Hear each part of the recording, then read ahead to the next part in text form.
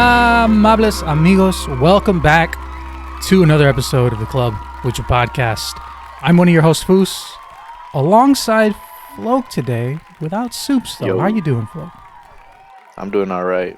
Soup said that he was sent on a mission somewhere else by quote unquote. He was sent on a mission by TV Asahi and slash New Japan. They sent him on an assignment. Yeah, and if you're wondering why, you see, he got basically. They just got him. Yeah, I mean, there's no other way. They got him. They got him, and he's being They mentioned forced. Tanahashi in his reply. Yeah. He used a half-second clip of a New Japan video, so they got him, and they have him locked into a exclusive contract. He can't come on the show for at least this week, and it's almost like a very exploitative contract for Soups, but you got to pay. He's got to pay for what he did using a half-second clip of a New Japan show. Yeah, I believe it was Mikey Pizza that actually mentioned how Tanahashi in Soup's replies. Look, Soups is out today, but he'll be back. Soups is always back. But we have a packed show. We haven't been on for about a month. I mean, quite literally like a month. Our last episode came out on it was like the end of June after the CMLL International Week, featuring ROH and AEW, and a lot has happened really since then. A lot of good matches have happened between that time, not only in just CMLL, but all across Lucha Libre. Some news has come out. We're getting kind of an idea of AAA, post the end of AAA, the beginning of WWE AAA, and you mean Mexico, NXT Mexico? NXT Mexico. A lot of the stuff that's come out has, well, not all of it has put me too far down. Some of it, I will say, the positives that I have seen so far, Fabi Apache is getting, I think I read somewhere that Natalia asked specifically for Fabi Apache to come back or something like that. Did you see that? Oh, I remember seeing something, dude. They're gonna have her training that one Florida dojo with goddamn Matt Riddle. Oh man. I think it's called the Rudos Gym or something like that. Oh man, is that what it's called? Yeah, story. Yeah, something like that. It's like the Rudos gym, and then like I frequently see like like on stories you'll see like Natalia's there, and then a few other wrestlers, and then I think Matt Riddle's one of the head trainers at that gym, and he's like almost in every photo. I'm like, oh my god. Oh man, they're gonna make Fabi Apache do forward rolls, 3-quarter rolls. Oh man. No, but good for Fabi Apache. Obviously, she deserves it. She's awesome. I'm always a big fan of watching Fabi Apache matches, especially from back in the day.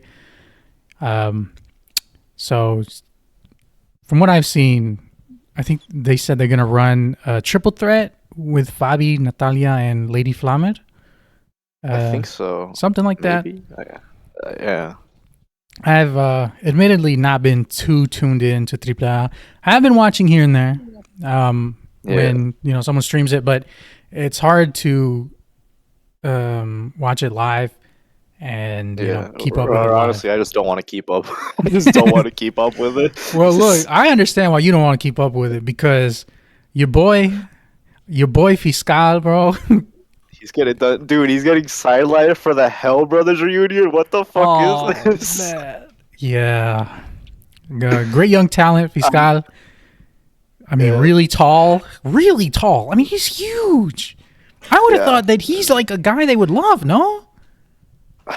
Yeah, I guess not. I guess they want to, add their own superstars. They want to add the, Dragon Lee. They want to send Dragon Lee across the border back. They want to send him back across the border. Oh man! Instead, look, I saw that. I think it was it last week or 2 weeks ago when they ran Juan de la Barrera. It was I think last week. Yeah, because it was like July 25th, I believe.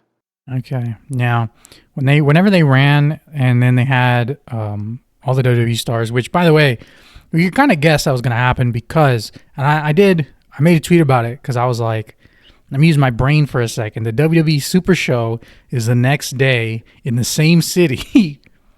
And now they're about to own AAA. So surely there will be more than just the advertised, the WWE people who are advertised, which is like Ludwig Kaiser and who else was on that show? Lola Vice. I don't even know who that is, but sure. But Natalia, I think. Oh yeah, I think Natalia was on that show. I think Octagon Jr. got bitched by another WWE wrestler. I mean, come on, like why did they haven't even spread the ass whoopings.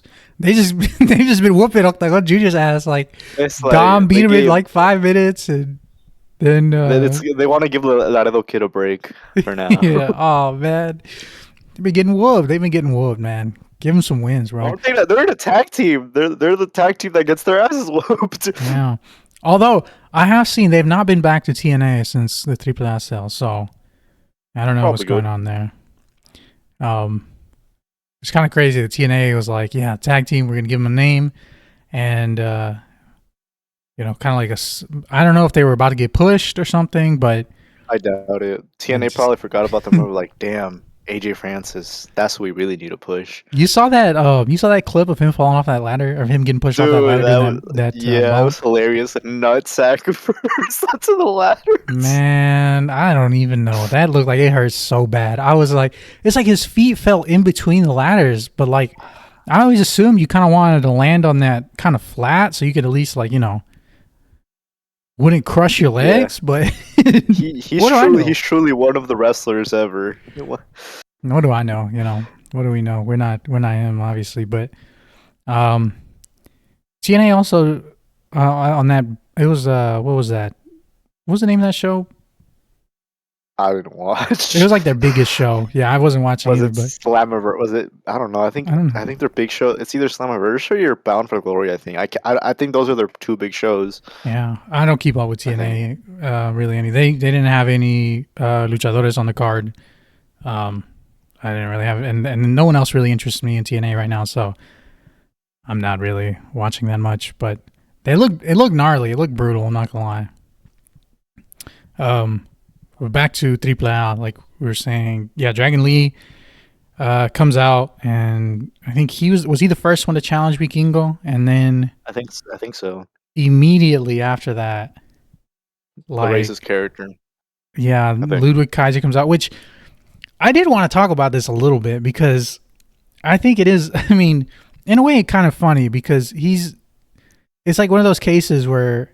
He's a European, and somehow he's getting more over than the actual American that's portraying the American character, which is not just strange. Not just more over, but it feels like like he's being presented as more of a face than a heel now because he seems more into the role than Chad Gable was. If I'm being honest, like I don't dislike him as much as I did Chad Gable in that role, especially.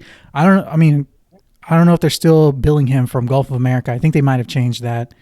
And but the thing that I did find interesting, I guess, or enough to talk about, was he's coming off, especially with the fans, the way he's talking to the fans, he's coming off more of like a face, especially trying to like the wink kind of stuff, but like stuff the fans would know, like when he was like talking to Octagon Jr. and he's like, "Esa máscara no te corresponde, way," like. Yeah, it doesn't feel like he's trying to play too much into like it, or like as of now, it doesn't feel like he's trying to play too much into like the rudo aspect as much. So it's kind of weird in that aspect because it's like, okay, well, if he's gonna be a face, then the presentation obviously is gonna change a little more, and we're gonna have a different sort of dynamic with the crowd. But I'm not sure if anything's. But then again, on WWE, he's still a heel. Kind of a heel. And there's like three of them now, or something like that. Yeah, that's also a little. I don't know. I guess like are they gonna do trios now? Who knows? I mean, I think honestly they should have just gotten rid of the Grande Americano, and we should have just gotten Grande Europeo. That would have been a way cooler gimmick. I think that would have been pretty crazy. I'm not gonna lie. But honestly, like it would probably even look better with the whole blue and yellow. I think that would probably look better. Ludwig Kaiser is from where? Do you know what country? No, Is I he don't want to get it wrong Austrian? either. No, he's I don't. German. Maybe German. Is he's? I don't want to get it wrong because then there's gonna be people commenting. Oh, you got this person's nationality wrong. Look, listen to this. Today I posted an edit of Eddie Guerrero and John Cena, and I had a typo. I put 2002. These motherfuckers are vicious, man. Talking about actually this is 2003. Oh, sorry, man. I didn't know that. I only watched all their matches from that feud. All right, but I was just like, man. I mean, they pointed out. They'll point it out to you for sure. Which fair enough, you know. That's just how it is online. But I mean, I feel like a grande europeo would be, you know, it'd be pretty cool. It would be interesting. I think it'd be better. I will say though, to continue what we were talking about with the different sort of dynamics as well. The Vikingo promo that came off more heelish. Man, so they really. That's the guy that they want to push, and not that you. I'll mention him after we talk. Yeah. We finish talking about that segment. And then Dom. I mean, well, Dom was super over, right? Like, yeah. If only he was a good wrestler. hey, I don't hate Dom. I'm not as down on Dom. Mikey Pizza is a 5-year and running most improved wrestler of the year. Yeah, I like Dom. For a lot of reasons, and I think one of them is he loves this shit, and you can tell. You know, a lot of the stuff the people pointed out before, and his gear and stuff, and he's definitely a student of the game. Like he's a student of Triple H. Hey, wait a minute. No, like he definitely has watched old Triple, and like, you know, definitely has an appreciation for it. So I trust that Dom could. My worries come from, like, I think Dom gets it, but like the booking. You should know that his dad wouldn't be shit without Mr. Condor. Mr. Condor. Oh my god. Hey, that match was good. They were missing a rope, and that match was still good. You know. He should pay tribute to Mr. Condor. Respect your elders, especially ones that made your dad. Oh, dude, he should fight Mr. Condor in the junkyard. He doesn't have the gas like that. He's too much of a little bitch. He's too brainwashed by that garbage fed. Oh man, yeah, he's gonna come on step here into the junkyard like Vemus or like Lunatic Extreme. I'm gonna invite him on the pod, dude. I'm gonna be like, y'all two got to fight each other. Let me think. Dom, but Dom, I mean, he was way over with the crowd, and you know, they really, really, really wanted to see him. I'm not sure that he's gonna win. If he did, he probably is. Yeah, if he did, it wouldn't be. I don't think it'd be the worst thing. I think the worst winner there, unfortunately, I'm gonna say it. The worst two would be Dragon Lee and Hijo de Vikingo. And I hate to say that. More so, I hate to say it more than Dragon Lee. I don't mind saying it about Hijo de Vikingo just because, again, like we said. They should make it a 5-way, honestly. Who would you add? They should make it. ¿Cómo está la Triple A? They gotta add Big Patron in there. Oh my God. If they. Look. Speaking of El Patron, even though every news site, every wrestling news site is saying that Alberto El Patron is done, there's no plans for him, I am not fully convinced. I'm just not. Considering, especially after this week, there's not really a line for who WWE is willing to bring back or not, I feel like. There is a line. It's because Patron is Mexican. In terms of morals, though, right? Oh, I don't feel like there's a hard line for that anymore.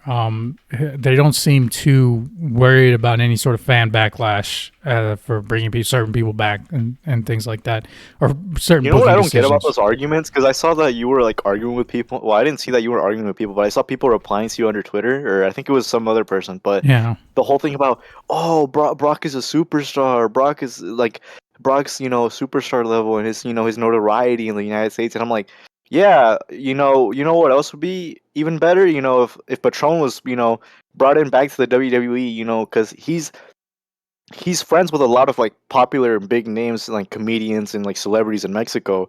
And WWE recently just bought Triplemania, huh? I don't think people are thinking that. Same people that are saying, "Oh, Brock's a superstar." Yeah, well, Patron is a superstar in the company that the WWE just recently bought. But hey, man, And they're trying to expand into, yeah.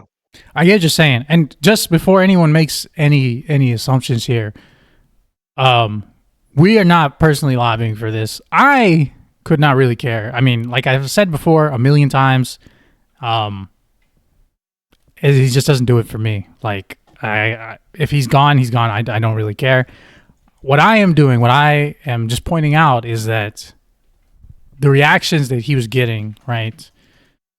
People were like, well, he was washed, he's not popular and all this stuff. But like you said, like if you were watching the shows, right, for the past, year that this entire storyline has been being built. The entire storyline it was built since the last Triplemania when he was like, we're El Ojo, right? And like, they kind of did all that. And it's just like, but ultimately though, if they didn't bring him back, I don't think it would matter too much in the grand scheme of things, because they could just bring in like a WWE guy and they would get cheered, like they just kind of eventually they forget about Patron. But like I said, they bring him back. I mean, I'm not fully convinced that they won't, but I'm also not pushing for it, and I'm not like in support of it if they do. Like. Yeah, that's. I'm also would just want to clear that up. I'm not in favor of Patron coming back.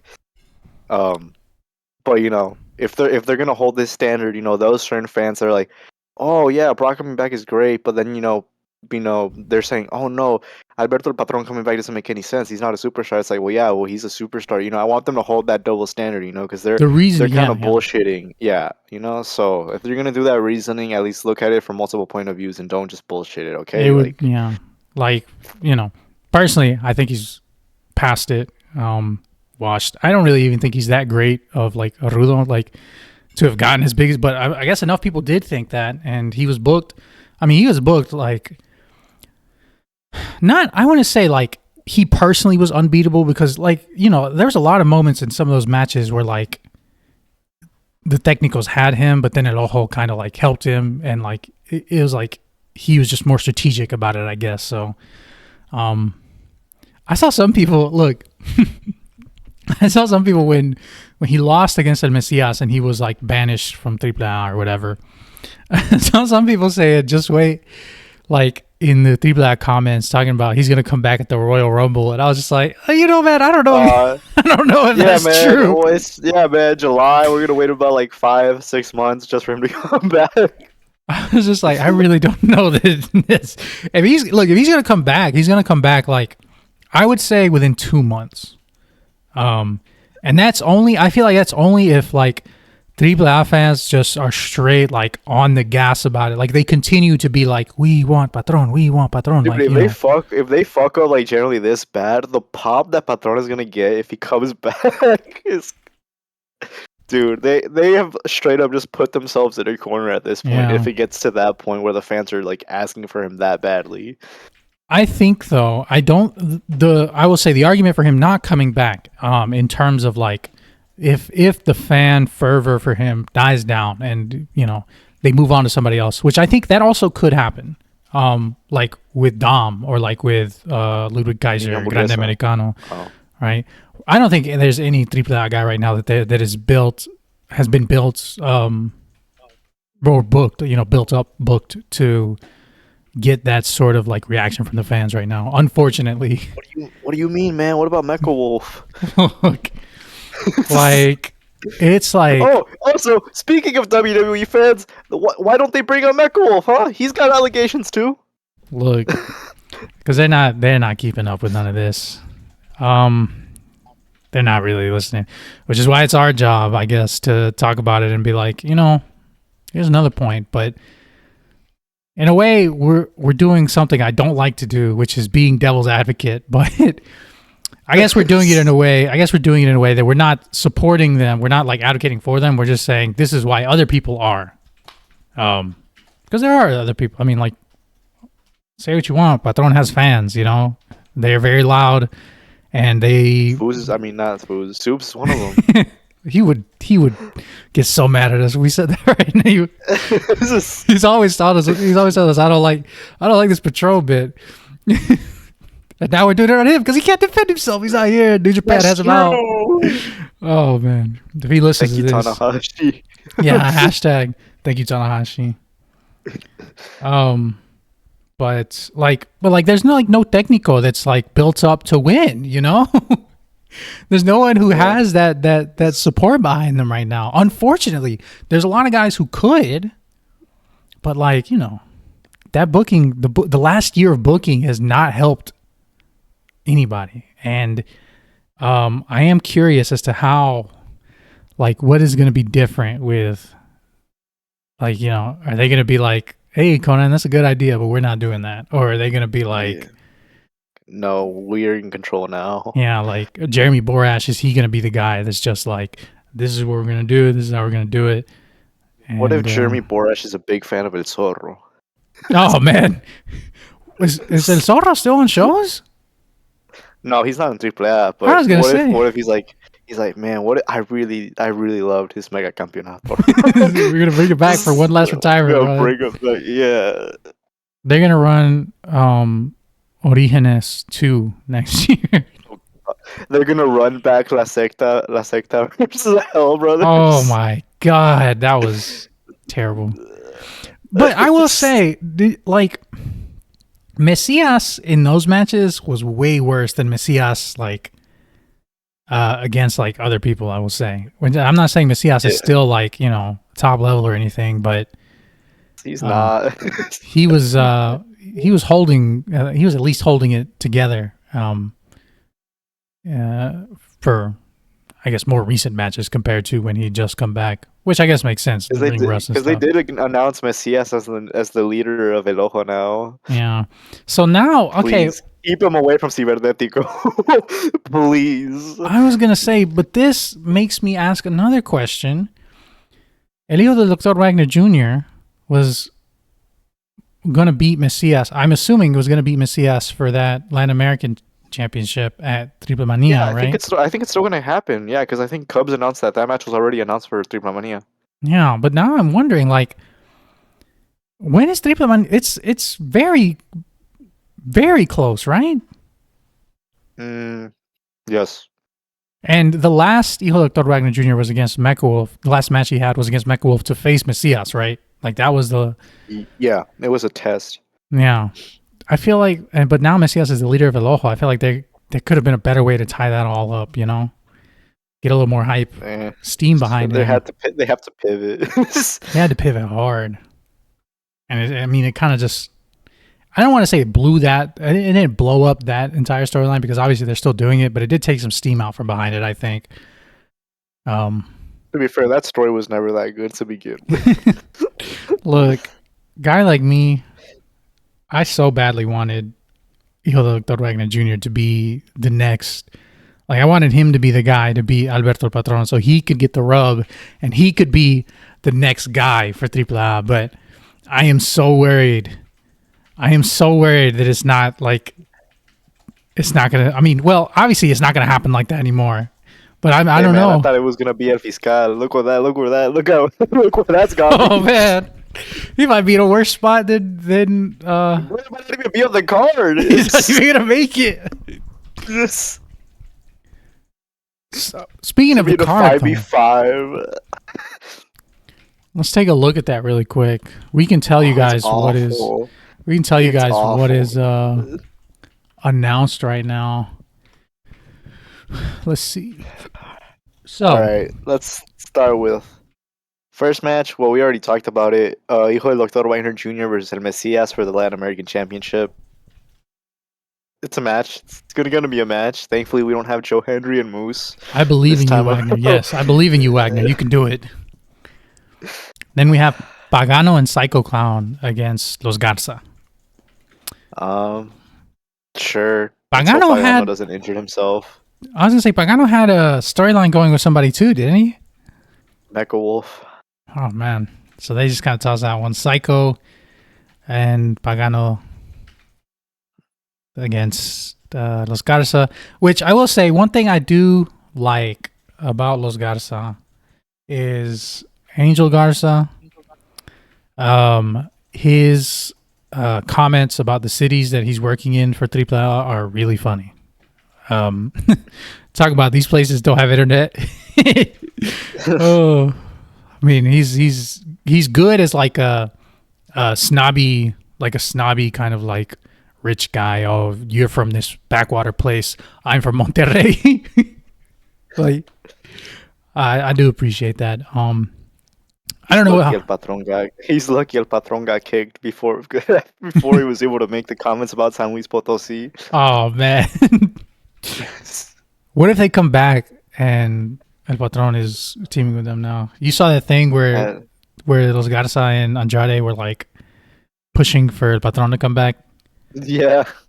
That'd be crazy. That would be. I mean, that'd be. I like the comment that Jose made. The reply that. Did you see the reply that Jose No. left? They said something along the lines of, Andrade's just trying to self-sabotage Triple at this point. Oh man, I have a lot of questions about this next match. Lola Vice, Mr. Iguana, and Nina Burguesa against Finn Balor, JD McDonough, and Raquel Rodriguez. What do either teams have in common? So Finn. Where does this feud come from? I don't know. I think this was like Finn Balor call Nina Burguesa a fat ass or something? Where did this come from? It's so random. I think this must have been like a social media video they posted where they just kind of shot an angle real quick or something. I haven't watched it yet, but this is kind of a random defense. Finn and JD are tag champs, I think. Are they the tag champs in WWE? Maybe. I don't know. But it's so random because it's like, wow, Finn Balor and JD McDonough Google me are going to be on Triplemania, but not Garra de Oro and Colmillo de Plata. Like, wow. Yeah. I do see Cubs is still convinced there's going to be maybe 3 more matches added. Oh, I don't know. I don't think he said. Is there going to be an Apuestas? There's not going to be an Apuestas this year. I doubt it. I mean, there's no point in rushing the Fiscal versus Abismo Negro Jr. match. That match has lost so much steam. It's like, why even do it at this Triplemania? There just wouldn't be any match that would make sense to put in Apuestas right now. Just nothing was built. I mean, you know what was built for a whole year as an Apuesta? It just never happened. Well, that's what happened to the Apuestas. They got one of the main bad guy got turned on, and then he turned, and then he got kicked out of the company. Yeah. And then we have Hijo del Vikingo. The main event, they've said the main event is going to be Hijo del Vikingo, Dragon Lee, Dominic, and Grande Americano, which this style of match reminds me of like 2023 when Vikingo was having those like 4-way, like, you remember those where he was having those 4-way matches that kind of banged, but they were okay. Yeah, they were pretty all right. Yeah, they were good matches, but it was just kind of like I think Cubs fan described it as like the good match to have a good match, you know? Yeah. Which, nothing wrong with that. I mean, look, if the match is good and the match is good, this will probably be along that lines, but it's not for the people who pride themselves on, like, this is storytelling, the big storytelling matches, which would have been, I feel like, Fiscal and Abismo Negro, and then also like Latin against El Ojo. Yeah. Those matches, but those got thrown out the window. We'll see. They got thrown out the window, and they were like, Hell Brothers, come back in. Hell yeah, Hell Brothers, Chess Man, we want Chess Man. Do you think they're gonna run the Copa Bardal again? Maybe, dude. What I'm hoping, I hope not. I hope what they do is they just run like Head Brothers versus Psycho Circus versus like Vipers, for the trios titles. I think that'd be fine. and I guess Fiscal can just be in like I don't know some random. I don't know. At Fiscal in a match with I don't know the Tokyo Bad Boys. I just want the Tokyo Bad Boys on the card. Yeah. I don't The even one know. saving grace of almost every AAA card. Tokyo Bad Boys going crazy, just putting on good stuff. Man. Yeah, well, it's for I guess since it's basically a reboot, right? It's like a soft reboot. We'll see the direction after this. Too early to tell, I guess. I can't be like they're cooked. I got to see what is kept. Is the chaotic nature of AAA going to be there? Are they going to have Dr. Simi come out again and do the dances and stuff? Did you see the video of what? Of Latin coming out and then they edited out Culo? Really? Yes. I put that's what got me the DMCA warning on Twitter. That's what got it for you? For what? Just for posting it? I guess so, because I've never seen a AAA clip get DMCA. That's weird. Yeah, because I straight up woke up, and then after like an hour of waking up, I checked Twitter and I see DMCA warning, and then it says a fucking post from yesterday. I'm like, I didn't post any wrestling videos yesterday that would got. I didn't post like a CMLL clip, and I'm like, the only other thing that I posted was a AAA clip. So I'm like, oh shit, it was probably that. You know, it's crazy too. I've never gotten DMCA'd for like a CMLL GIF or a CMLL clip or anything like that. I've gotten DMCA'd on videos before, but I think it's because the audio is like a song. It'll get taken down, which, that's the nature of the beast, I guess. You can't really post stuff like that on Twitter like you can on like Instagram or TikTok. But wow, no, that is surprising. I would think that they would want people to post clips of what's happening on the AAA shows, but Guess not. I don't know. That is weird. The thing is, like, it wasn't even Culo, so it's not like Pitbull could have given me a DMCA warning. That's weird, yeah. I don't know. But Triplemania has sold out, by the way, for anyone wondering. They've sold out, so they could, theoretically, they could add one match to this and do just a classic WWE 5-match card and call it a day. It wouldn't matter. Awful. Yeah, it includes the Hell Brothers, the Vipers, Tokyo Bad Boys. So I will say, despite us being down on it, a bit down on all of this, being a bit gloomy on it, watch for yourself.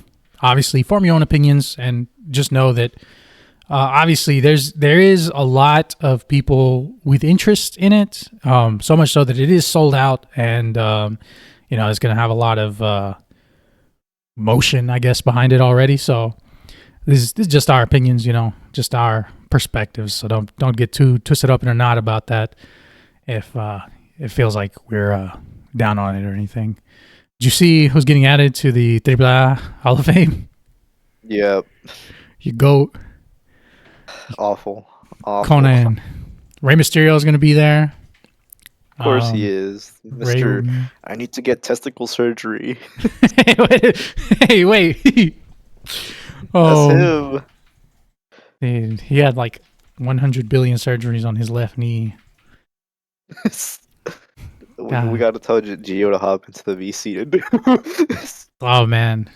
I don't know when Ray's coming back though. I feel like if he didn't get hurt, when he got hurt, which he got hurt in the craziest way. Just thinking about it, going back, one of them big boys, the Creed brothers, just yanked him out of the ring crazy, bro. I think it tore his groin.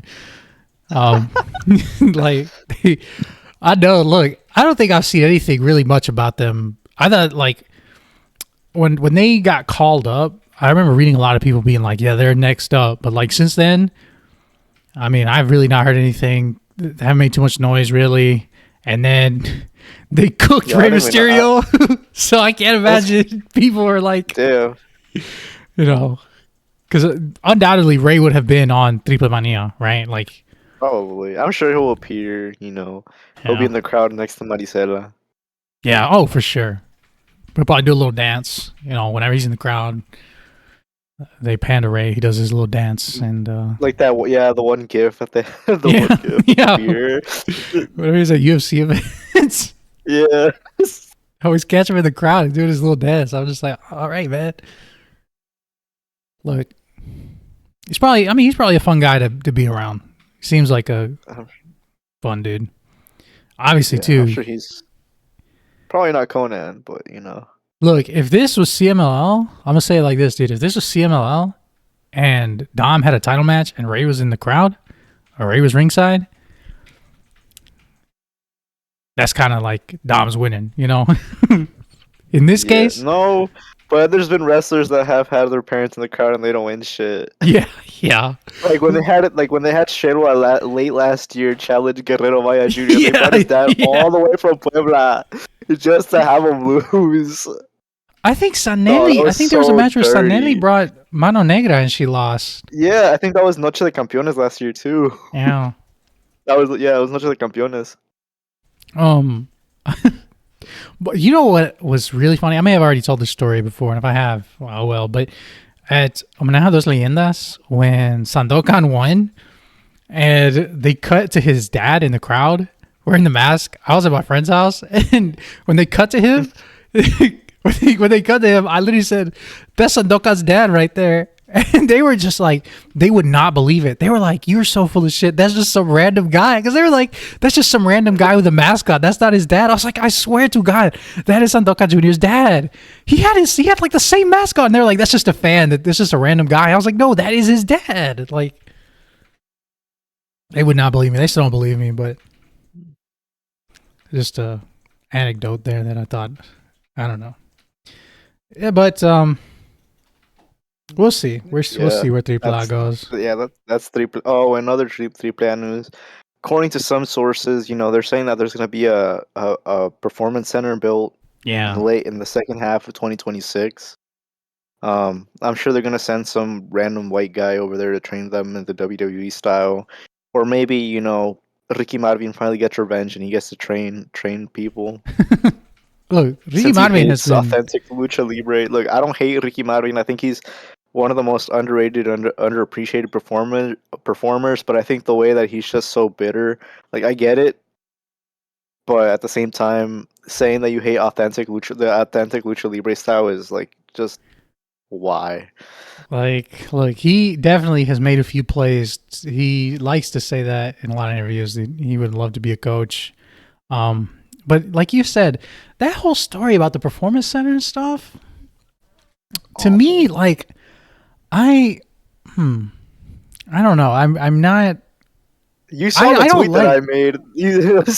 I don't I don't watch WWE. I can't even say I don't watch it that much. I just don't watch it. Like I see the clips. They're gonna teach them cinema, brother. Yeah. Like I see the clips and stuff, and like I watch sequences and stuff, and even like the highlights that get posted sometimes. I'm like, they're just moving like, I don't know, like a half. Like it just feels like they're moving so slow compared to everywhere else, And it's not even that they're just moving slow. It feels like a lot of the stuff that's happening doesn't have a lot of weight behind it either. Like it's soft and it's slower. It's slower and softer. And I just like it a lot. I just, if they're gonna, and to be fair, some people are like, well, AAA was already kind of emulating the WWE style. Yeah, like they were, but it's kind of like, it's like a halfway point. And if we keep pushing it more towards that WWE style, it's just going to, I feel like some point, it's just going to be way, way homogenized. And it's like all the fun stuff that was like the in-between stuff with AAA, like, it's just kind of going to be getting away with that too. Yeah. I don't know. Like I'm trying really hard not to sound like just a true hater all the way through, but it's hard because it's like, yeah, I'm not really a fan of like a lot of that stuff, There are people that aren't. Yeah. I mean, unfortunately, I don't want to say unfortunately because, I guess it depends on your perspective, but I would say based on reactions right now online, we are in the minority. But dude, they're trying to teach them cinema and everything. Yeah. I have seen some people saying that like the people who are enjoying this the most are not really like the fans that Triple A already had, but it was more like WWE fans who kind of want to see that style more. Like Mexican WWE fans, I guess, is what I'm trying to say there. Oh, But so like Potro de Acero. yes, you go. I saw. Look, Oh, he's he such a little bitch. he posts a lot of videos, and I don't want to speak too well of him because I think we follow each other on Instagram. He probably won't ever listen to this. He doesn't listen. But he starts a lot of his videos with like his hooks are very controversial, I guess. Like the first thing he'll say, which is, I mean, a smart way to capture attention, but I'm not sure how sustainable it is. But like he'll say something like CMLL, the death of CMLL, and you know the resurgence of AAA, but he won't like. He'll be like, people are saying this, and it's like he's good at capturing people's attentions, saying these really controversial things, and then just kind of like explaining the situation. So I don't want to be a hater towards him or anything. But he definitely has that style, and he definitely favors AAA a little more than CML. But he is, because he's like, oh, CML blacklisted me, brother. No gives a fuck. You can still cover their content. Doesn't mean you have to go full AAA mode. Like if they ever if CML ever blacklists me, I'm gonna be like, please don't do this. Like you think look, if CML blacklisted us or said, nah, you can't interview our wrestlers, or for example, we started interviewing the wrestlers and they're like, nah, you can't interview our wrestlers anymore. You're prohibited from doing this. Who cares? I'm not gonna start being full. Oh my god, AAA's product is amazing. No, yeah. I'll just be like, I'll still cover their we'd still cover their their wrestling and their shows. It's not like I'm gonna be like, man, this new IWRG IWRG Thursday Night Wrestling, man, greatest show, near sellout show. Oh my god, this Sol match versus a Kanji. Oh my god, you gotta go check it out right now, man.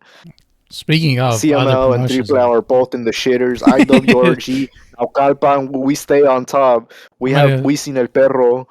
I'm gonna get a crash tattoo. I'm gonna get a big crash tattoo on my chest. Why doesn't he talk about the crash? The crash nearly sells out almost every show they have. They really do. They run shows like every 3 months. But they really do. Like they really do sell out like a lot. They get a lot of people in there. They sell out with Presero, dog. That's all you need to know. They have some loyal fans, bro. They have some loyal fans. This is gonna be exclusively a Riot Lucha Libre podcast. Oh yeah, so there's this match that happened. We're basically just be turning into like WWE TikTok creators. Hey, we saw these clips of the matches. Here's what we think about the shows. Oh, what else? We be lucha memes, guys. I would be fine with it. We can actually watch those shows. Yeah, they actually put them on. I have a lot of lucha memes to catch up on, by the way. We're becoming a Zona 23 podcast. Oh man, I don't know about that. Hey, as long as we talk positive, we won't get death threats like Lunatic Fly. Yeah, that's like we won't get the goons sick on us, man. They're gonna come after us. He's gonna send the pigs after us. That'd be crazy. Obviously, though, right now none of these promotions would blacklist us because they probably have never heard a single thing we've ever said. So. They don't need to either. I mean, this is really inconsequential, but at the same time, we have a lot of fun doing it because there's a lot of people who like talking about this, and there's not that many people who talk about just straight lucha libre. Riot Lucha guy, upload your goddamn shows. I will say there are.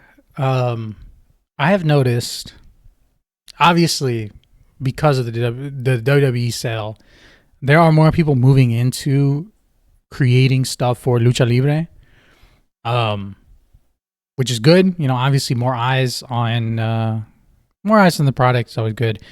But there's some who are like very obviously like I don't want to say like, and when I say this, I'm talking about like news accounts, like Instagram news accounts who like post something and they're like sources are saying blah blah blah blah blah, right?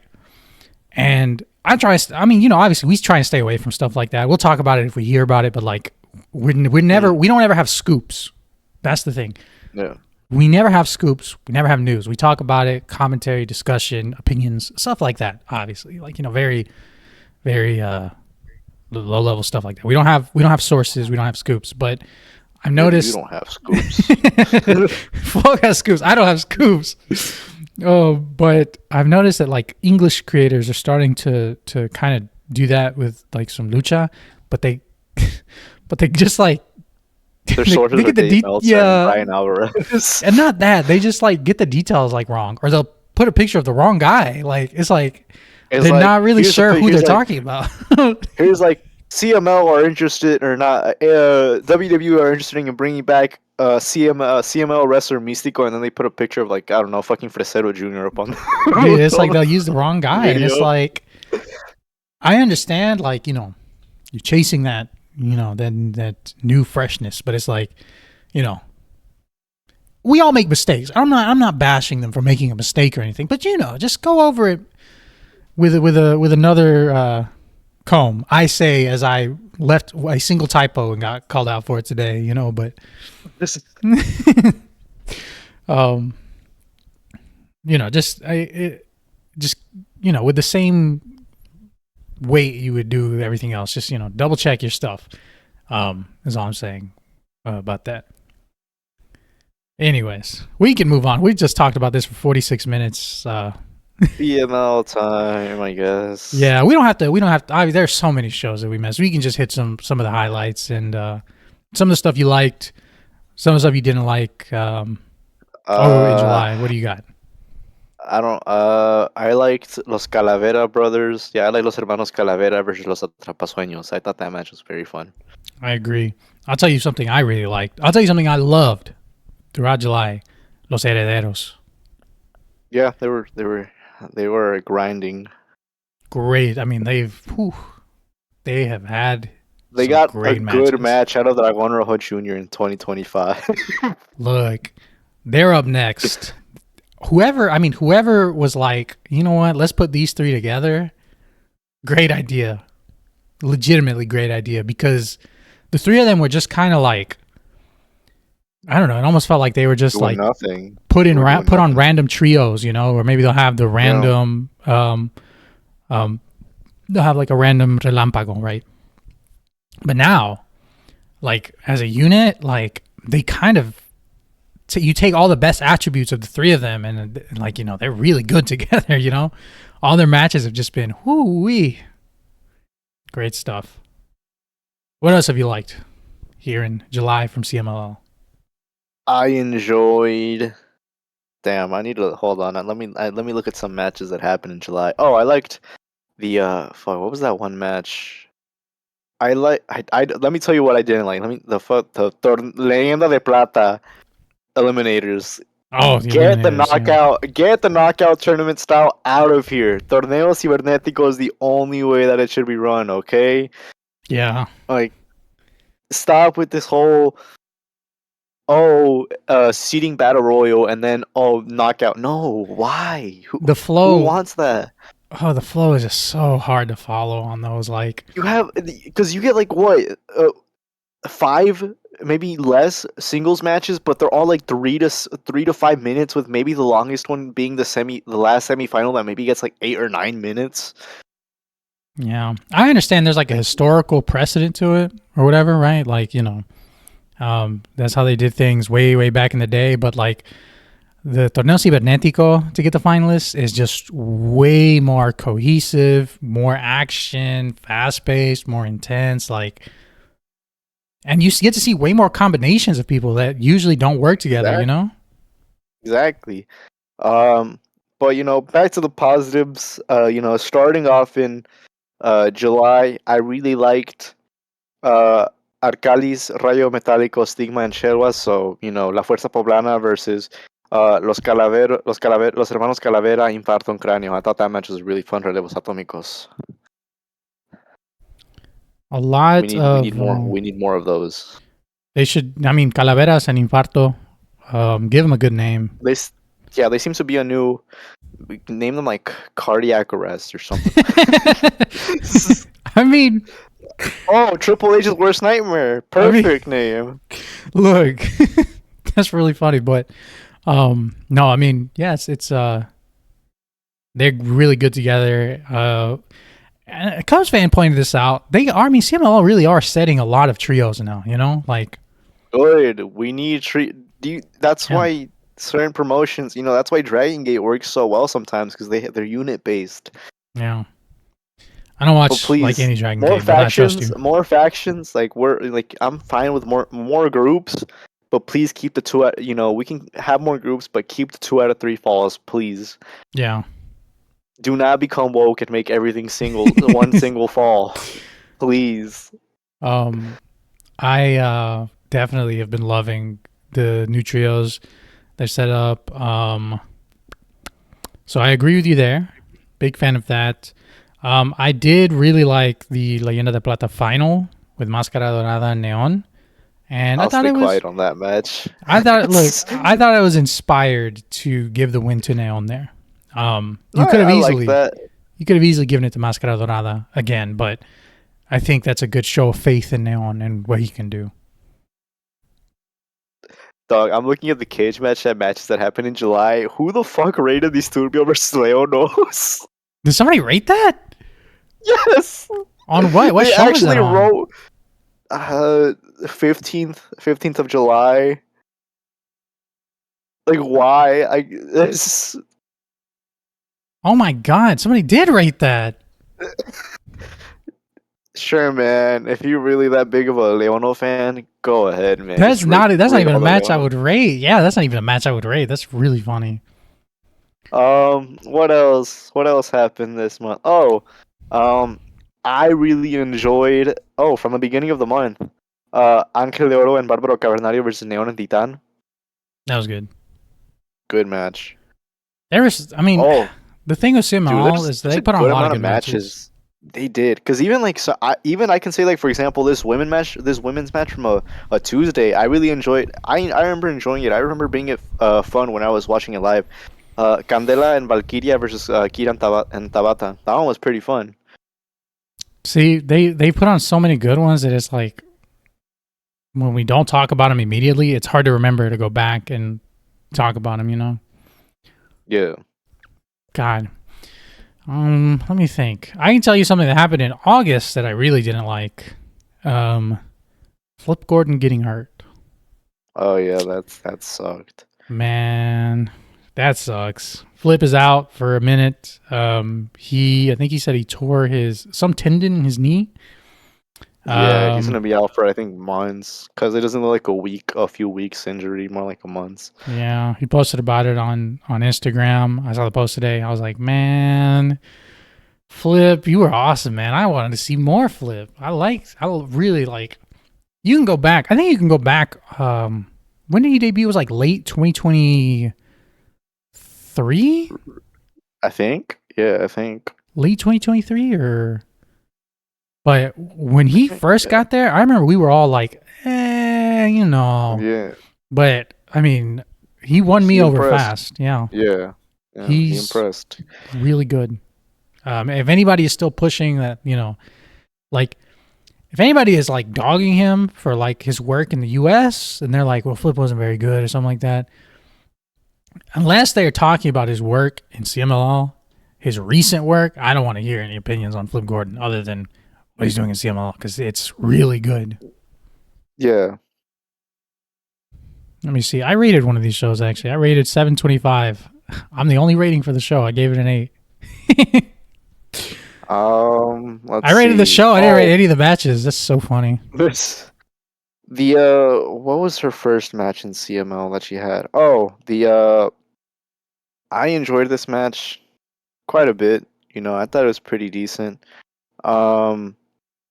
It was because she came over to the US for a little bit, but I enjoyed Yuki Mashiro's matches that she had in CML.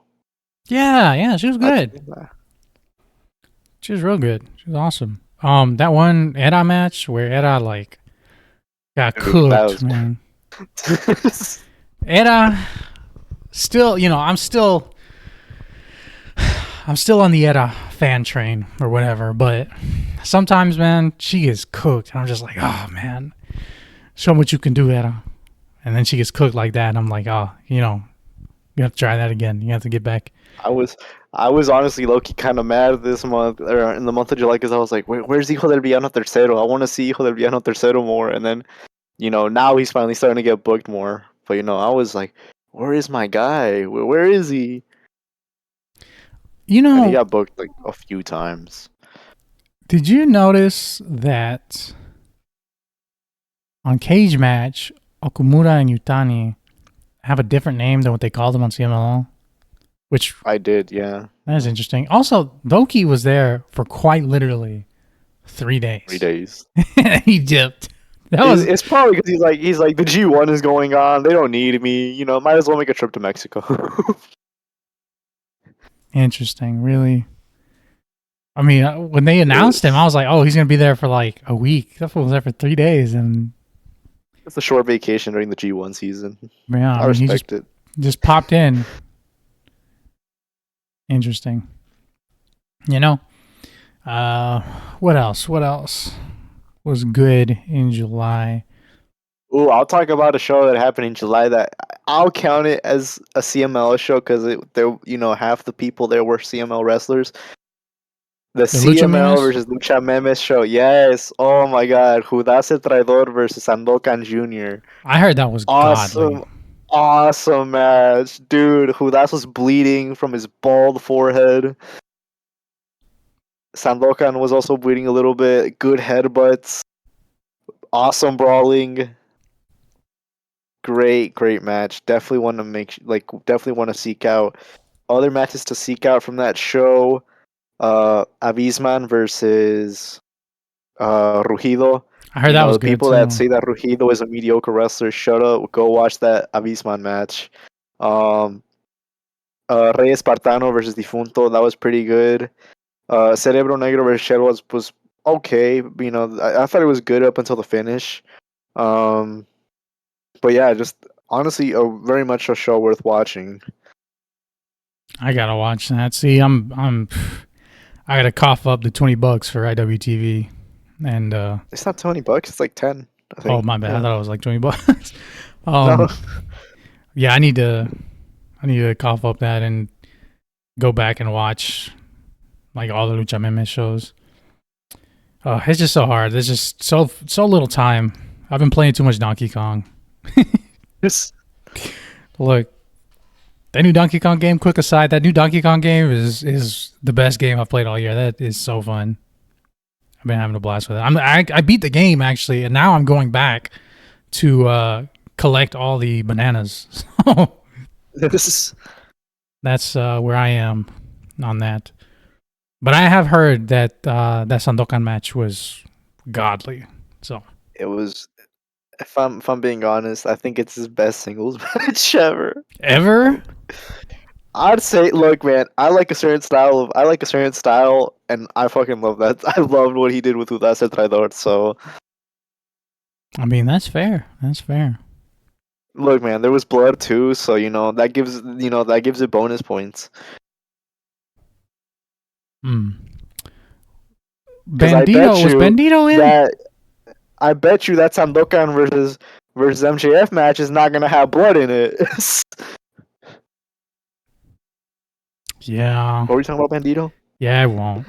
I was saying, did he do any CMLL dates in July? He did.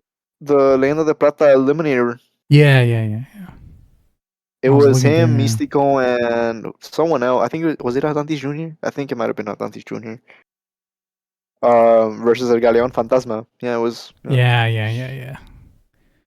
I think that's the only date. Is that the only date he did? I think it was.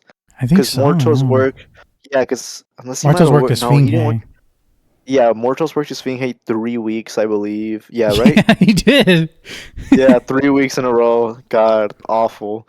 I don't have a Wrestling Observer sub anymore. Lucha Libre also had that show. I haven't watched the matches yet, but I heard Mortos versus Último Guerrero was pretty good. Yeah. Same with Bandito versus Máscara Dorada versus Místico. I'm gonna have to watch that too. I saw they had a pretty good crowd. Yeah. I think there was also the Atlantis Jr. and Hechicero versus Hologram, and it was originally supposed to be Commander, but I think they replaced him in that match. I want to say a quick aside here. I would like to say a quick aside.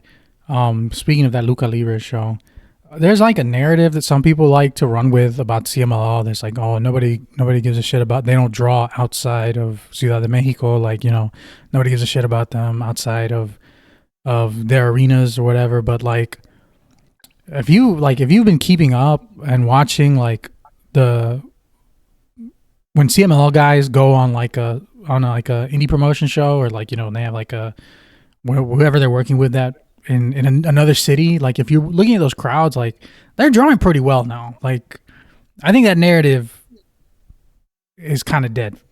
Yeah, because they're very clearly in a very hot period right now. Will it last forever? I mean, no, it never does, right? For no one. No, nothing lasts forever. Yeah, exactly. But it is, I will say, it is a good sign that they're able to do that now. And if they can keep it going, obviously you want that to keep going for as long as you can. Exactly. But yeah, and also Bandito, man, he that's like my favorite guy in AEW right now, far and away. I don't watch AEW. I've not watched like the last 2 or 3 weeks because but if you ask me, I got logged out. I cannot tell you who my favorite IWRG wrestler is though. It's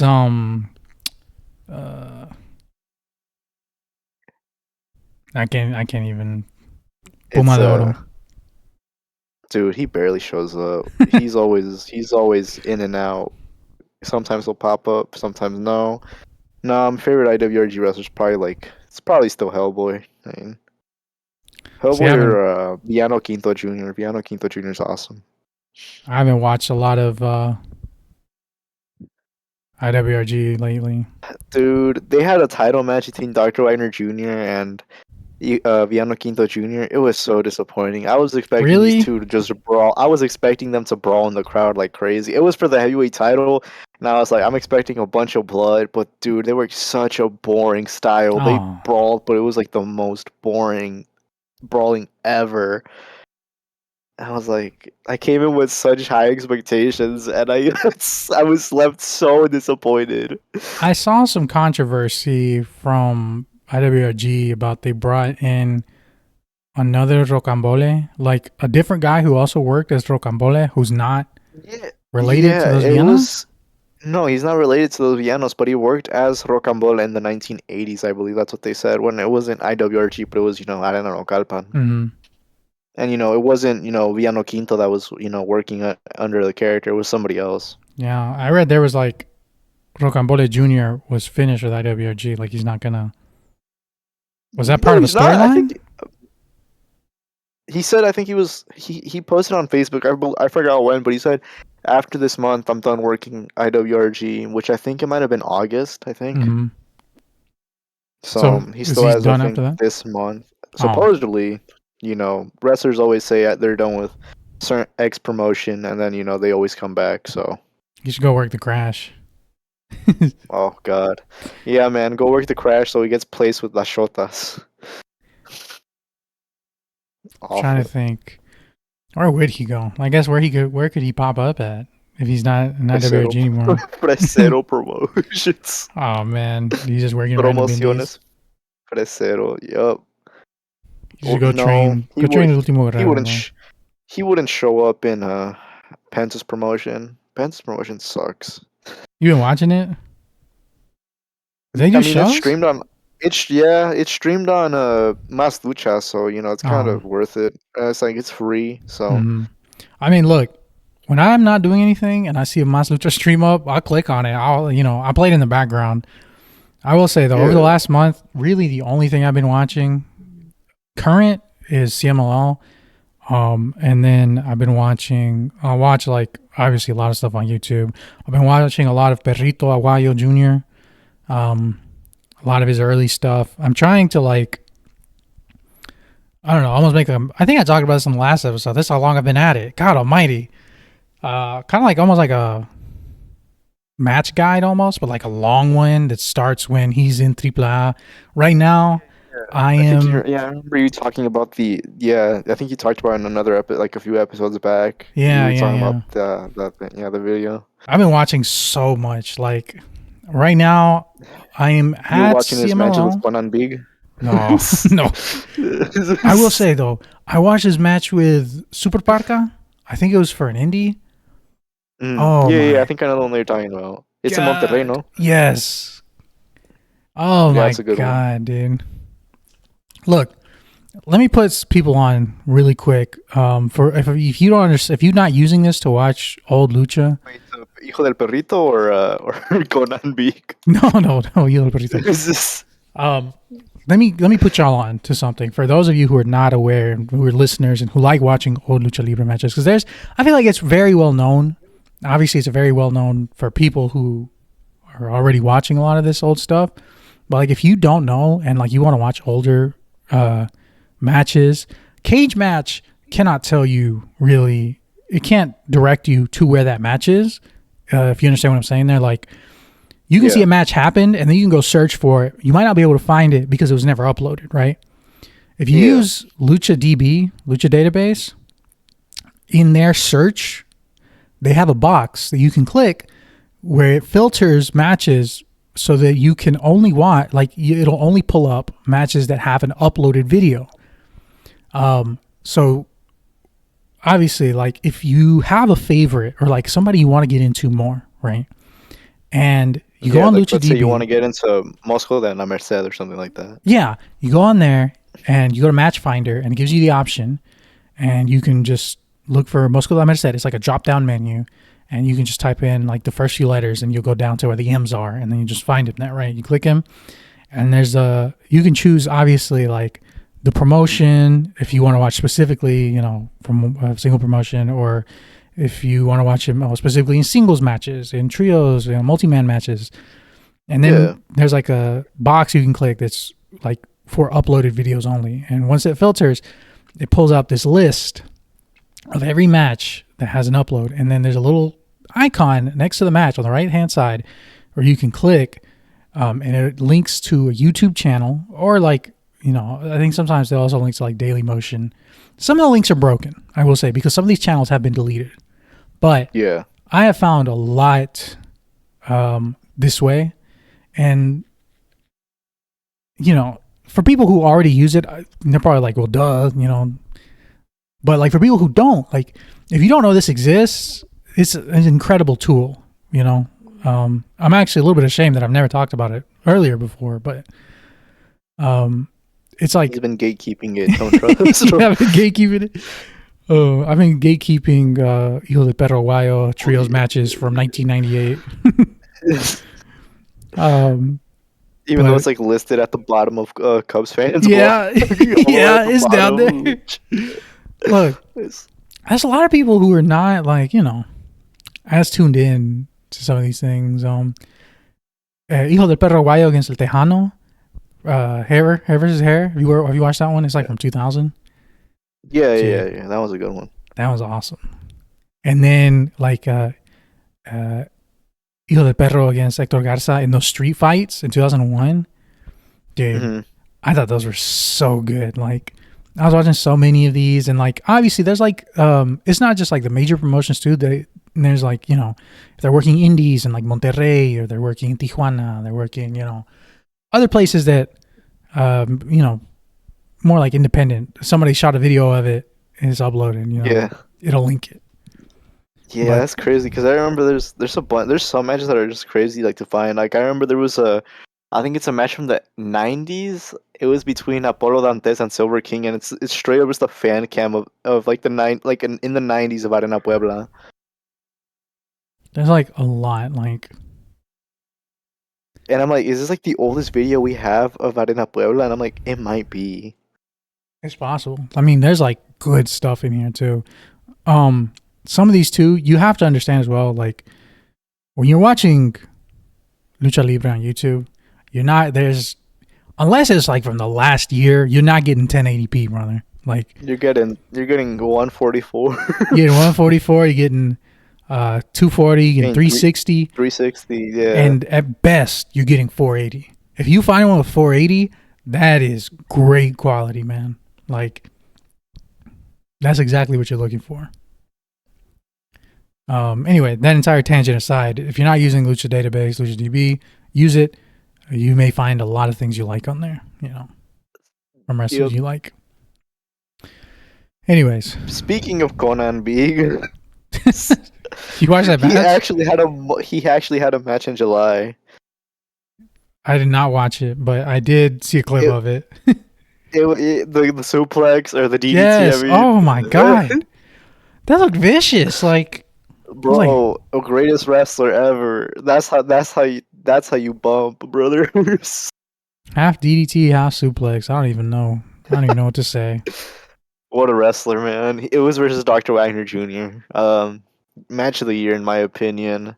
Man, just two legends going at it. Real old man grabs. Yeah, real old man grabs. Último Guerrero Blue Panther. Get that out of my face, man. Conan B versus Dr. Wagner Jr. That's where it's at. The boys have had their fun. That was the real business turn. Exactly. Oh, that's funny. Man. Yeah, but it's like in the month of July, I also wasn't like I was keeping up, but like not as regularly. Like I wasn't watching a lot of the shows live. I was just watching them after.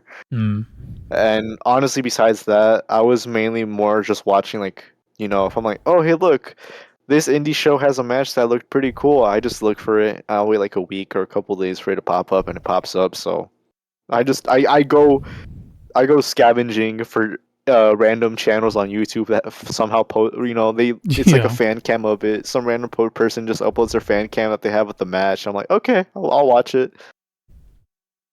Like that's how I was able to watch Tonali versus Judas el Traidor. Just a random channel that I found. I'm like, oh hey, they uploaded it. I'm gonna sub to this channel. Definitely the backbone. They had various other fan cams of just like matches that happened in that same arena, which is awesome. These are the people that keep the world moving. These are the backbone. No, they really are. Of the internet. Oh man, I'm looking at these ratings. Silueta and Lluvia got a 5.13. God Almighty! Everyone gave this a 5. I mean, no, I don't even watch, so I'm not watching Lluvia matches. So. Oh man, Silueta. 7 ratings and they're all 5. I'm sick. I mean, I'm not gonna. I didn't give it a rating. On her profile? No, on just this one match for the CMLL Japan women's. It's probably Lluvia's fault. I don't. Silueta's in Japan right now, actually. Yeah, she is. She just left recently. And man, let's see what. Oh yeah, they announced a few matches for the CMLL Aniversario already. We have, what is it? It was like it's a triple threat tag team match with the winning team going on to the apuestas, and this is confirmed to be the main event. So we're not getting any disaster clash from Místico against the Foreigner this year again. Hey. Look, I'd rather forget. The three teams are Último Guerrero and Averno. The guys that have been fighting for like the last 5. Honestly, probably more than 5 years at this point. They never get to the apuestas. Bárbaro Cavernario and Dragón Rojo Jr. Dragón Rojo Jr. is finally mad at Bárbaro Cavernario for kicking him out of Los Bárbaros. And what was the other tree? Oh yeah, Esfinge versus Valiente, which is probably gonna become the new Averno versus Último Guerrero. Look, I like Valiente, but if they couldn't do it the first 2 times, I don't want to see it the third time. I'm gonna be so honest. Like, dude, just Esfinge, go to TNA already. We don't want you here. It's just they're just not able to like hit that next gear. Like it feels like they're never able to take that rivalry just one more. Like if you told me some random book, like let's just say a random booker appeared and he booked like a Suicida Ruleta or something like that, and the final 2 teams, the winning team goes to the Lucha de Apuestas, and then one team was L.A. Park and Rouge versus Valiente and Esfinge. I would believe you if you said L.A. Park and Rouge were the ones that were moving on, because they never. Yeah, I don't know. Honestly, I have more belief that Averno and Último Guerrero will face each other than Esfinge Valiente. It's like no one cares. No one cares about like who cares like who's like man. I want to see Esfinge. No one wants to see Esfinge. Esfinge doesn't even draw well in his own fucking hometown. You seriously expect him to be, a big draw enough for the aniversario? And I even made like a subtle tweet about this where I was like, if you put Star Black versus any random upper mid carder that from Guadalajara and you made it in a apuestas match in like the main event, I'm sure he would draw more than Esfinge Valiente would in Guadalajara. Yeah. And Esfinge from Guadalajara, and I'm like, dude, that's how bad this situation is. Like, no one cares about him. They just keep reheating. They keep reheating it, and it's like you have to, go all the way. Just go all the way. Just get it over with. Like, no one cares. Like, please end this already, so I don't have to see Tessa Blanchard's ugly ass face every few months. Okay, please. I will say though, if we get Bárbaro Cavernario and Dragón Rojo Jr., I won't be mad because I like Bárbaro Cavernario a lot. But the thing is, can he carry the Dragón Rojo Jr. to a good match? That's a completely different. Yeah, that's the problem. Know. It's like the best match. Obviously, the best match would be Averno and Último Guerrero, right? Like both guys are. I'd rather see Bárbaro Cavernario and Valiente. I think all of us would. It's like I wouldn't mind. It's like there's two shitters. Yeah, there two of the rivalries are just like. But I would really like to see Último Guerrero versus Averno. That'd be crazy. Hell, I wouldn't even mind the Bárbaro Cavernario versus Dragón Rojo Jr. feud, finish. But is it really gonna finish when Dragón Rojo Jr. had the main event 2 years ago? Probably not. We'll see. We will see. So it's really left between the two legends that don't want to sell, don't want to lose their hair, or is it the feud that has been pushed back nearly 3 times? Like we got a month till we get there, basically a little over a month. So yeah, we got a month. Honestly, we almost know like half of the Aniversario card already. That's the crazy thing. Because we have that apuestas, we have Felino versus Rey Bucanero and Cabellera versus Cabellera. Yep. We obviously have probably MJF versus Místico, since there seems to be no build to that in AEW shows. No. Then we have the women's title match that they're teasing for the tag titles. And then the final of La Copa Independencia. And then I wouldn't be surprised if we either get like a random 6-man or if we get like an Hermanos Chavez tag title defense. Yeah. I wonder who's gonna make it on the card. I wonder who won't. Who knows? But like, if they do, for example, at the women's tag titles, I think they could go for maximum maybe 7 or 8 matches if they're crazy. Since Fantástica Manía Mexico had a bunch of matches, so they might be trying to push it to that level again, which I hope they don't. But it's not out of the possibilities. They could do a Bandito in a trio somewhere. I don't think they will. Bandito. I'm trying to think of somebody like not too many. It wouldn't really make so much sense to bring more AEW guys. Unless you bring in like a super big name, like bring in Naito. Freelancer Naito. New Japan bring guys. Him in. Have him in the crowd. Yeah, just have Naito in the crowd. Don't even make him wrestle. Just have him in the crowd. Just chilling, hanging out. Exactly. He can be chilling with Bushi in the crowd. Bushi. Oh man. Rev Pro. Santokan Jr. got announced for their big show. Fantástica Manía UK. Yeah. We're unfortunately going to cover it. They're probably, Forbidden Door is going to have like no CMLL guys on it, basically. Because a lot of them are announced for the Querétaro show, no? Yeah, they're on that Querétaro show. Another. I think I can't remember if it was Querétaro or the Reynosa show, but like Místico. Yeah. Dorada, I think Neon was also announced for that. Mm-hmm. All the big names are already working. Yeah, a lot of big names. You could obviously send over like Mysterious Magnus, obviously. Yeah. If they need somebody, but like Forbidden Door is like less than 2 weeks away, no? Yeah, it doesn't feel forbidden anymore. Doesn't feel very forbidden at all, actually. What is? It's like even for the New Japan side. I don't have they announced anybody from New Japan?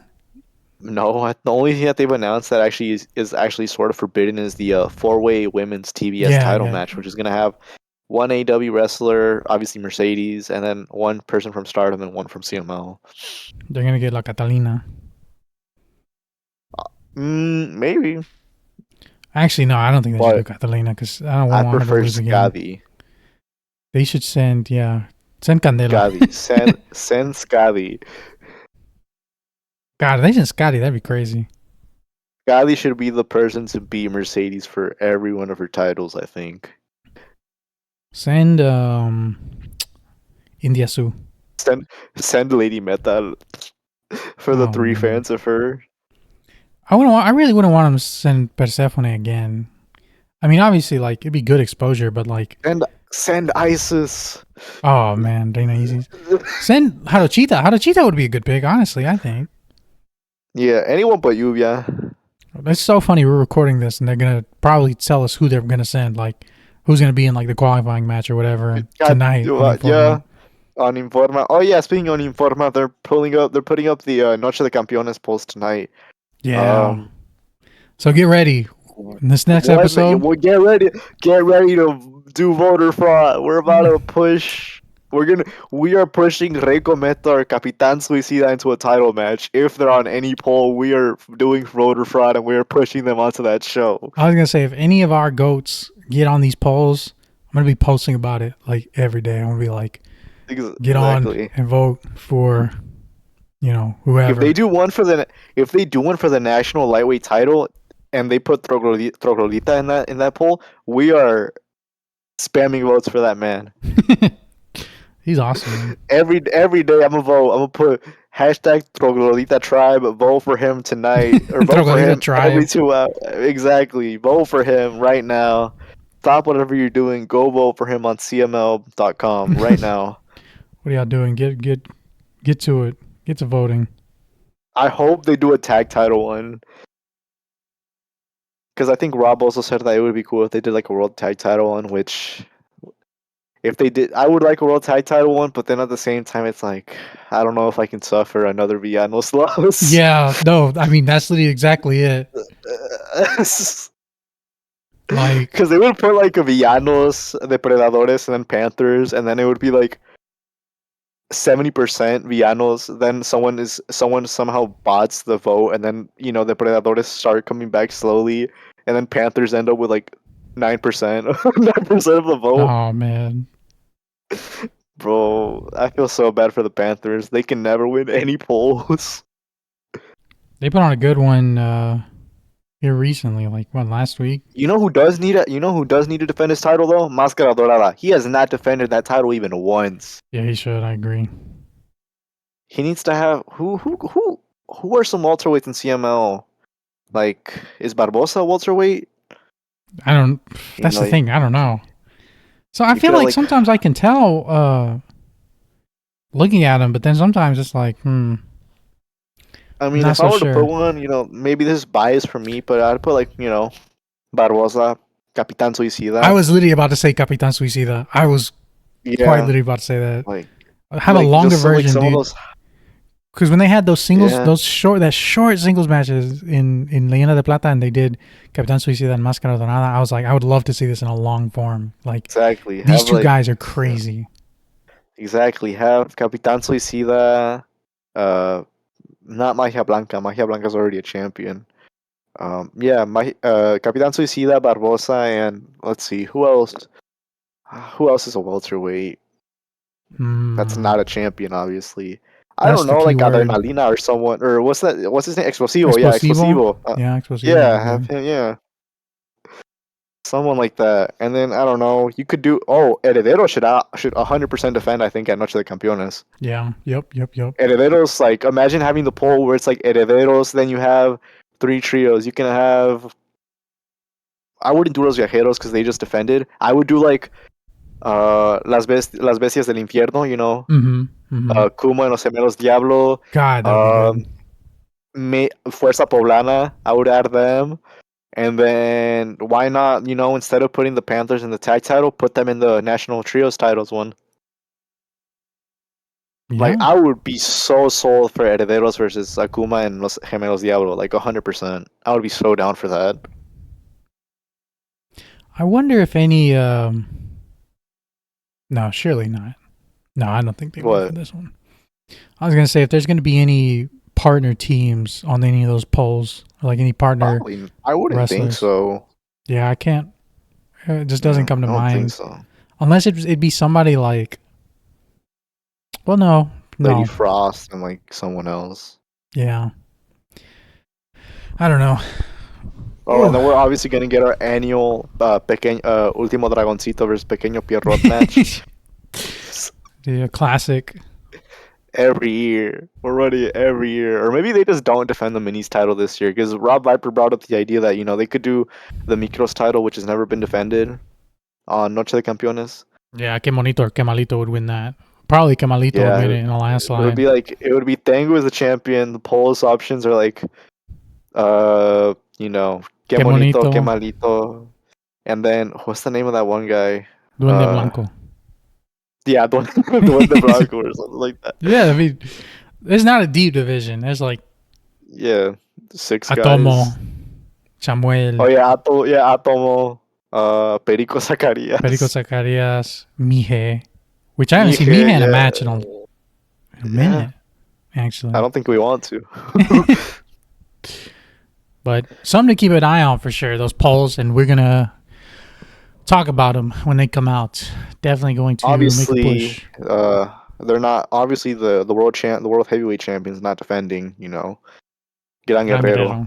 No, because someone's going to come beat him. I don't know who yet. Too prestigious of a title. No. If you want to get, you can't. It's because you can't take the title off him. He's too slippery. Yeah, he's too strong.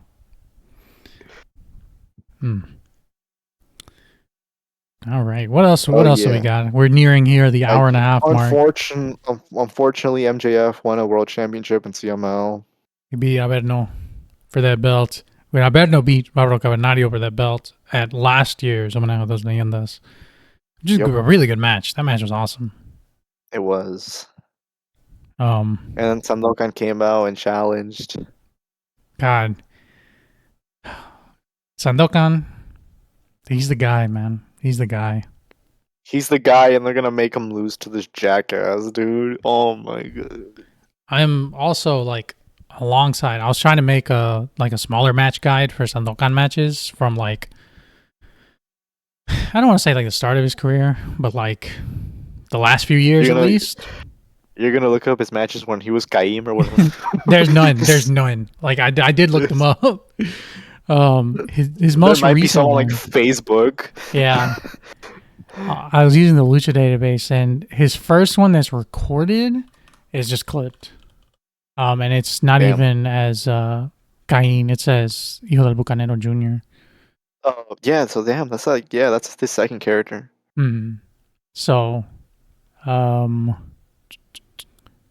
they have a lot of from 2019 to like 2021. 2021 is when he starts working Arena Coliseo de Guadalajara, it looks like, or when those matches were recorded. And then a lot of them are now lost to. Well, I don't think they're lost to the void. The Cubs might have versions of them since the old Martes de Glamour channel just got Thanos snapped out of existence. R.I.P. But I mean, 2023 Sandokan Jr. with Los Villanitos, bro. Man, those times were different. We didn't know how good we had it. We didn't know how good we had it, and then Barbosa came around, and then they kind of split them up. Which I mean, we need villanos with someone. We need a Rudo that can step up. I said Soberano Jr., but when he comes back, Soberano Jr. and Los Villanos as a trio, but I can see it. Especially if they're trying to elevate Villanos, I could see it working. Yeah, it'd be good. Like, I mean, I think they would mesh well together. But the question is, like, what do they have? What else do they have? Like, who? Maybe they have somebody already in mind or something, or like maybe they want Soberano Jr. doing something else when he comes back. But I don't know. I mean, Soberano Jr. would feel out of place because he doesn't. even before he got injured, he wasn't in a group. Yeah, he was just, hey, I'm Soberano Jr. He was like in that main event, upper card, kind of like put into but different teams, like a team of Rudos against like Místico, Atlantis Jr., and like yeah. somebody else, you know. Yeah, it's not like, and like with CML trying to put everyone in groups, like they're even trying to pair up, right now, Titan and Templario. They're like, hey, I respect you. I respect you too. Team up. Obviously Mystico with the Sky team. Atlantis Jr. just, bonds with everyone. I was gonna say, yeah, he doesn't You have know, his own dedicated group. He's even like on the yeah, he's just cool with everyone. he's like the 1B guy for the Sky team. Yeah. You know, when Neo Yeah. under Máscara Doradas doing Yeah. something, I like this junior Yeah, he's the one. pulls up. He's the 1B guy, and then Star Junior's like the 1D guy. Yeah, There's the 1C. they plug him in, whenever they need like just a trios match or like whenever it's like, well, we're gonna set up for something next week. You know, which Atlantis Junior and Punto was really good, by the way.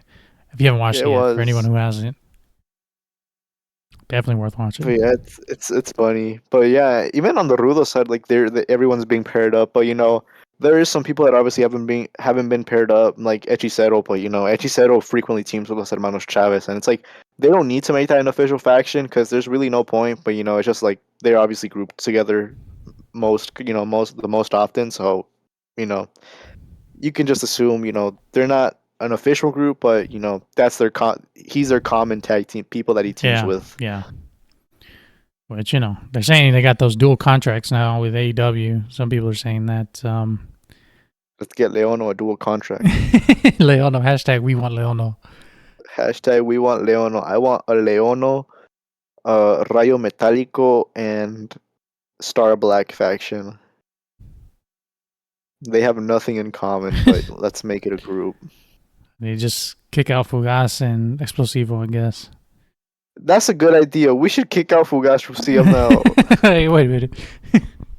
Not Explosivo though. Explosivo's a beast, kind of. Yeah, Explosivo's cool. Dude, they need to find someone to fill out the trio for Yutani and Okumura soon. Yeah, because they got something force New Japan. They have something there. Just force New Japan to send one of the young lions already. On excursion. Exactly. Give them Hijo del Zumbido. Yeah, give them Hijo del Zumbido, or give them that. I think someone told me on Twitter that there was another young lion that expressed the interest in going on excursion to CML. So they could get that. They could get that young lion. Kind of like whenever Yota came over. Yeah, whenever Yota came over. Which one? Say, I think I saw what you're talking about. That young lion who was talking to Yota and yeah. What's his name? Shingo, I think, after like a match or something, like they were walking to the back, he was talking to him or something like that. I saw a clip of something like that. I'm not sure. I'm not sure if it was him. It might have been a different young lion, but yeah, he's like, hey, I want to be in your unaffiliated group. That's what they're calling the group for some reason. Unaffiliated. That's real.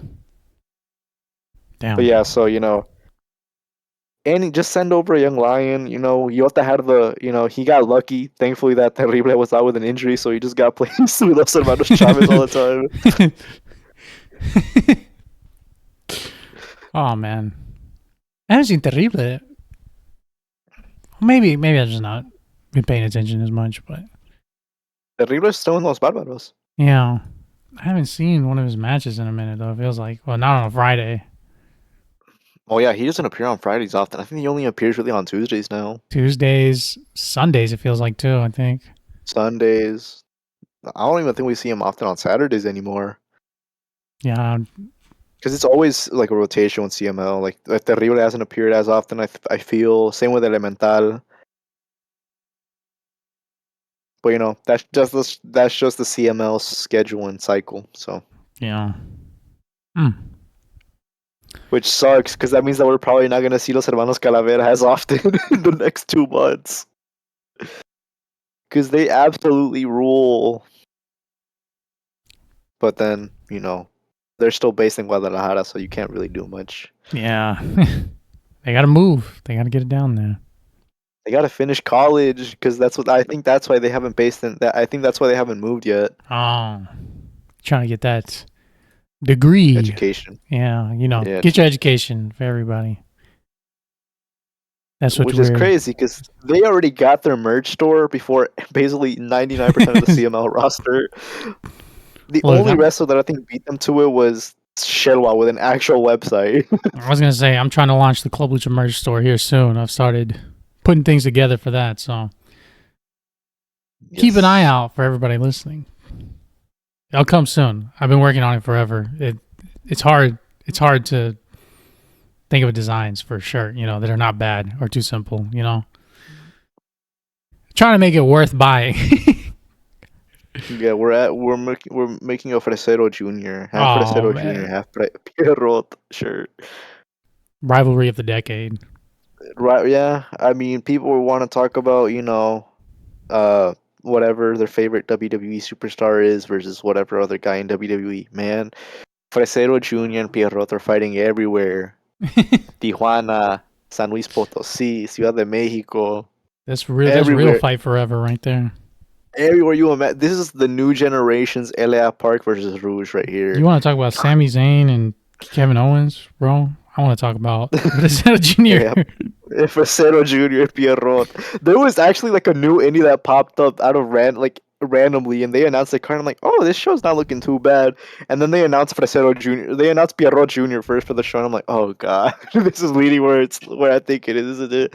Then next day, Fresero Junior announced, and then they finally announced the main event a couple hours later. Fresero Junior versus Pierrot, and I'm like, god damn it, bro. I like everywhere I go, these two guys are there just fighting. I That's just can't how it is. escape el negocio tramado. In the same way that Pucci tries to escape La Secta, I can't escape. I can't escape Fresero. It's really funny. Damn. I Which like just I don't even hate the faction. I think three out of the five wrestlers in the faction are good. I like Demonio Infernal, and I also like Los Hermanos Trauma. I don't like Atomic Star, and I also don't like Fresero. I think both of those guys suck. But I think the rest of the wrestlers are actually really good. Ooh, should we talk about that? Should we briefly go over that Princesa Sujeid Aniversario show card? you can talk about it really quick, but All right, I don't. I all mean, right, sounds. has it been put up anywhere? It's not. Yeah. The full Oh, card's it up. was. Whoa, whoa. Yeah. Hold on, let me search up. There we go. I think it was this one. Mm, hold on, I'm trying to look for it. Is it gonna be recorded? It should be. Oh yeah, there's a certain channel that uploads indies from Monterrey, so it will Oh, 100% okay. be. It's Jose. They are uploading every indie from Monterrey. I like. It's just good. I'm not sure. Was it uploaded? I We think gotta it add them. was. We gotta add Jose and be like, go to the Princesa Suhei show. It might. Yeah. Hold on. I think it's this one. Okay, I don't know if the entire show has been. Or yeah. Okay, so I think a couple of the matches have been announced. We have Averno, Ryder, Diluvio Negro Primero, and Diluvio Negro Segundo versus Difunto Uno or Difunto Primero, Caifán, Delta, and Tarzan Boy. That's where the. Oh, I don't think we talked about it, but Tarzan Boy is off the CML blacklist. Um, we have Princesa Suheid. She has a torneo cibernético. The people involved are Diana la Cazadora, Catalina, Angélica, Lady Puma, Justiciera, Princesa Suheid versus Polistar, India Sioux, Chacala, Bandida. Not, I don't. She's not related to Bandito. Before you ask, Merlina and Hija de Caronte. Then we have Terror Mental, the tag team, Necruz and Psicopata versus Los Gorillas. That's an actual team, I guess. real. Um, Coco and Maguila. Um, we have a four-way tag match with Shakira and Shakira Jr. versus Diluvio Negro Jr. and Hijo del Diluvio Negro Jr., I think. Then we have King Army and Army Boy versus Doragon and Ultimo Corsario. And then the big match, the one that got everyone sort of hyped, Eddie Cortez and Charles Lucero versus Shelwa and Virus. Which, yeah, that match is 100% going to be must watch. I can already tell. Booking some good stuff.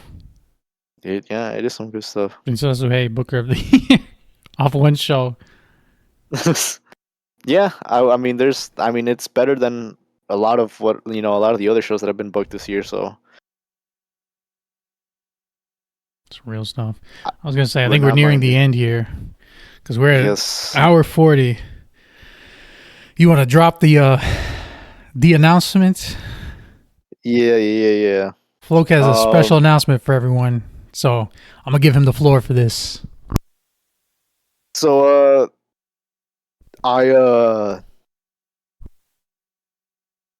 I'm basically going to be going on a bit of a hiatus for a little bit from the podcast.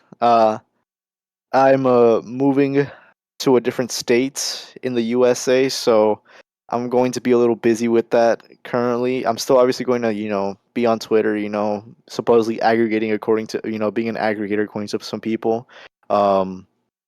And I'll probably still chat. I'm still gonna chat on the Discord occasionally.